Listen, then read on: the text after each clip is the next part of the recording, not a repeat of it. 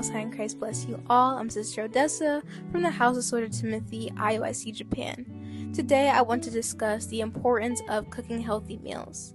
As young daughters of Sarah, we should develop these skills now so that when we have families of our own one day, we will already have these practices in place. Cooking is a fundamental life skill that gives you control over what you eat, saves you money, and helps you avoid processed foods. In Proverbs 31 and verse 15, it says, "She rises also while it is yet night, and giveth meat to her household." Preparing healthy meals energizes you, promotes clear skin, and improves sleep. A balanced diet is crucial for overall wellness, and 1 Corinthians 6 verse 19 reminds us that our body is a temple, so we should treat it with care.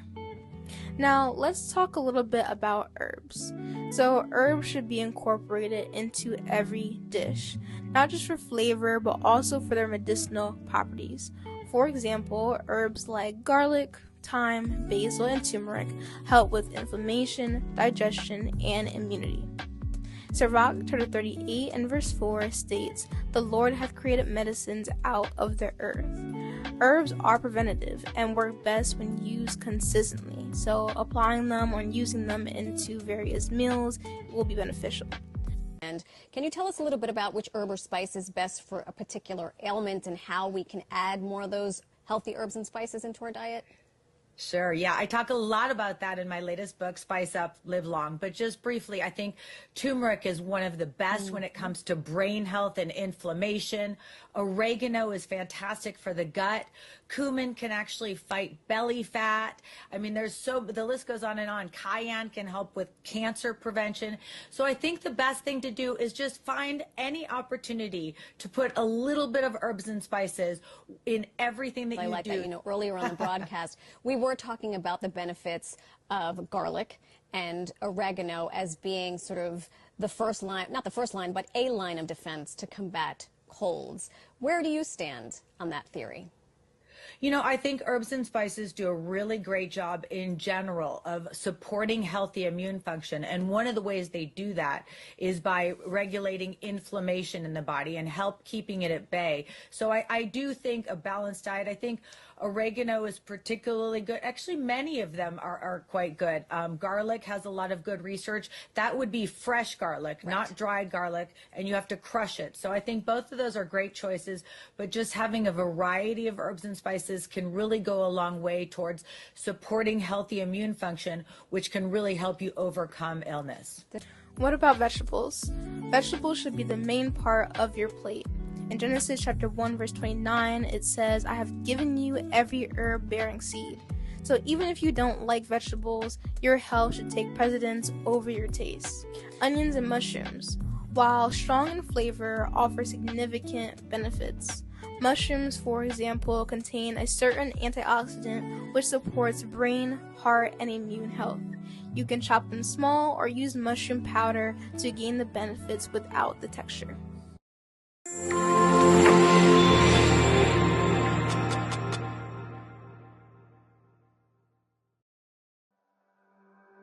Foods which contain vitamins and other important substances are thought to promote health and longevity. Some of these key substances are antioxidants. Insufficient nutrition and antioxidant consumption is associated with diseases, particularly those of aging, such as dementia, Alzheimer's, and Parkinson's disease. To combat such diseases, there's growing interest in nutraceuticals, foods containing these longevity substances that act almost like pharmaceuticals. Not all antioxidants are equally effective, and some are not well known. One antioxidant, ergothioneine, commonly found in mushrooms, has very powerful properties. Humans have evolved specific transporters for its uptake, strongly implying that ergothioneine benefits humans. This information is beneficial, especially regarding weight loss. Weight loss isn't solely about exercise. Diet plays a crucial role. Processed foods, saturated fats, and sugar can hinder your results. Therefore, self-examination is key. Do you want to remain unhealthy, or are you willing to eat what is necessary to be well? Cooking for your family also helps them maintain good health. Currently, I'm in college studying herbal medicine with a particular interest in traditional Chinese medicine, also known as TCM. In TCM, herbs are included in every meal, and meals are built around specific ailments. For example, perimenopause. Some ingredients you may want to consume are tofu, goji berries, seaweed, and ladybugs. For menstrual fatigue, ginger, jujube, and black beans are recommended. An example of how they incorporate herbs into meals is by using peony root. Peony root nourishes the blood and liver. The dried roots are soaked in hot water to rehydrate them, then stir-fried with vegetables and rice noodles. And this shows that you don't always have to drink herbal teas to help alleviate ailments. You can include herbs in your dishes. Now, let me show you a few examples of how to incorporate herbs into a healthy and well-balanced meal.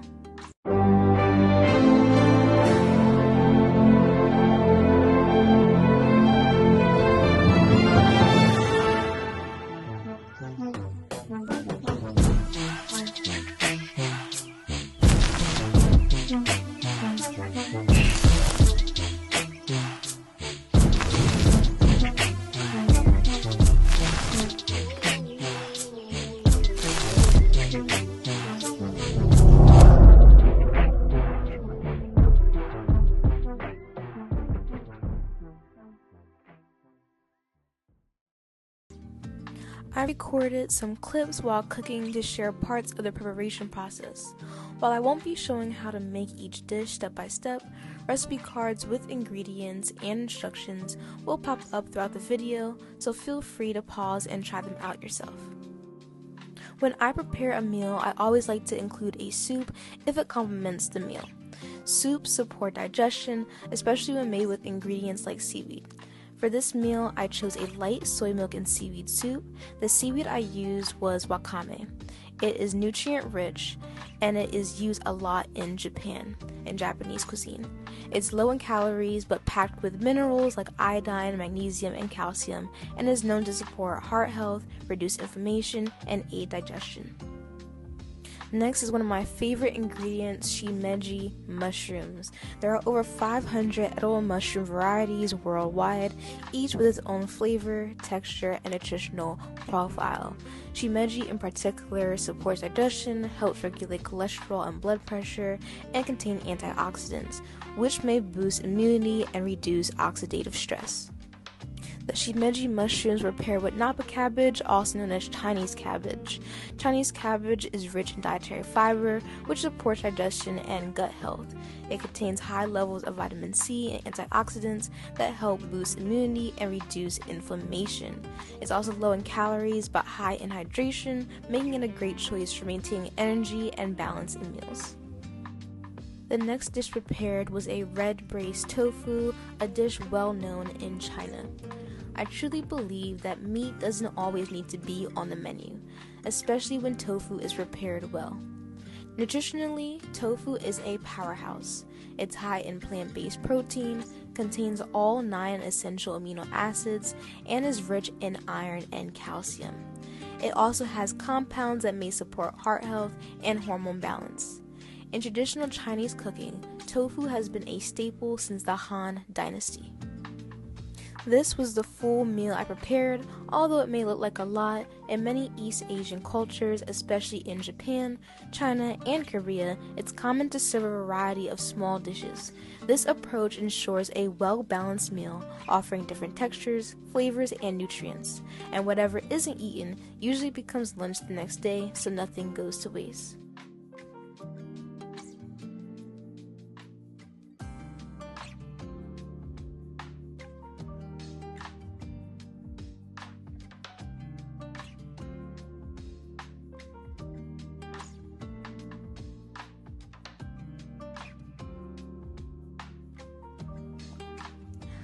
I hope that you were able to gain something from this video on how to cook healthy meals and the importance of cooking healthy meals, not only for yourself but also for your family.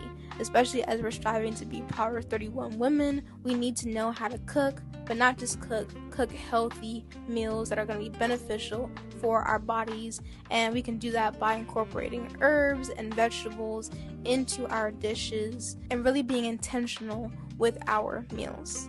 Shalom, Most High in Christ bless.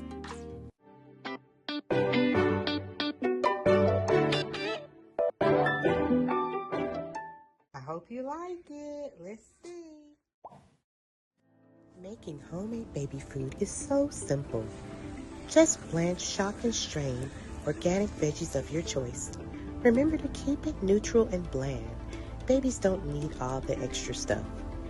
Also, avoid high allergen foods. You don't want to cause an allergic reaction. Now puree it to your desired thickness, keeping in mind the age of the infant. Now fill your pouches and remember to fill it shy. I would fill maybe 2/3 of the way, so baby has room to squeeze without making so much mess. And just like that, homemade baby food is done. Yum,